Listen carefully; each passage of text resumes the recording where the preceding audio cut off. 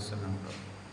ఉపవాస ప్రార్థనలో నీతో సహవాసం చేసేదనయ్యా.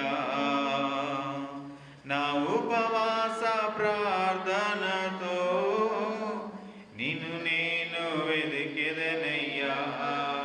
నా పాప క్రియలన్నీయో నే విడిచి పెట్టెదనయ్యా. నా దోషమును మన్నించి నన్ను పరిశుద్ధునిగా మార్చయ్యా. నా అహము పోవాలయ్యా, నాకు దీనత్వము నివ్వయ్యా.